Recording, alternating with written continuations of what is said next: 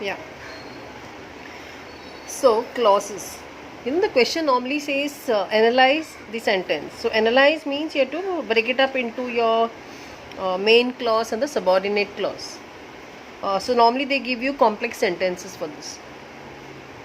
Now every sentence, for example, complex sentences, they have two parts. One will be the main clause, and that's an independent clause, and you have the dependent one. So the dependent one is a subordinate clause. It depends on the independent part. Okay, so the main clause is not it is totally independent. We can just stop there, but this gives you incomplete information. So let us take some examples. And of course there are some types of clauses. When I say subordinate, it can be noun clause, it can be an adverb clause, or it can be adjectives. Okay, so now I've given you some examples. Let's see. Now the first sentence says, when we see a caterpillar turn into a butterfly, we experience the alchemy of nature. Now if we break up the sentence into two parts, you have one part where we say that when we see a caterpillar turn into a butterfly. Now if I stop there, we don't know what happens after that. Okay, so that is a subordinate clause. It's a dependent clause. It is depending on this sentence which will complete the meaning of this part.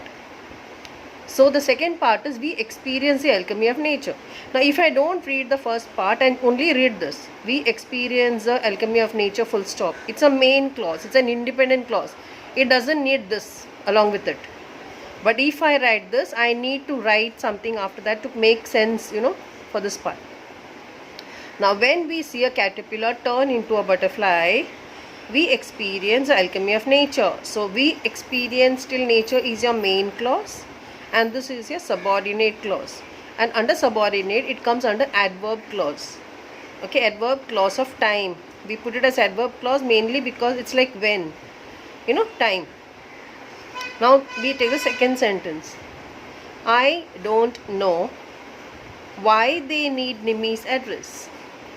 Now when I say I don't know, I can stop there, no? So that becomes my main clause. But I don't know what. Now whatever comes after that is a noun. It's like I don't know him. I can say I don't know Arivi. So it became a noun, right? So similarly, anything normally it comes I don't know why they need Nimi's address. So this becomes a noun clause, a subordinate noun clause. If I say why they need Nimi's address, and if I put a question mark, then it would be a question, interrogative sentence. But why they need Nimi's address with a full stop has no meaning.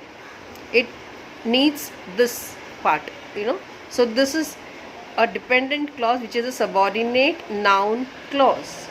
And this is the main clause. Third sentence. If you work hard, you will succeed. So here, the two parts. Now this is the incomplete one. This is the complete one. So you will succeed, main clause. If you work hard, then what? So if you work hard, there is a condition, if. So we say subordinate adverb clause of condition. Fourth sentence. I got wet, main clause. You can put a full stop and separate it out.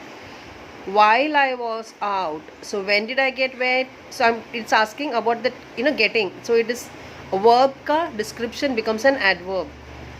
So I got wet while I was out. So while I was out becomes a subordinate adverb clause of time. I was late because it was raining. So I was late is a main clause. Why I was late? In school we used to have this question, give reason. Then you write because it was raining.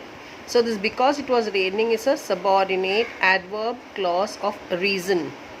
It's giving you a reason for the main clause, why you were late, that part. Mrs. Goyal looked dash, as if she was going to explode.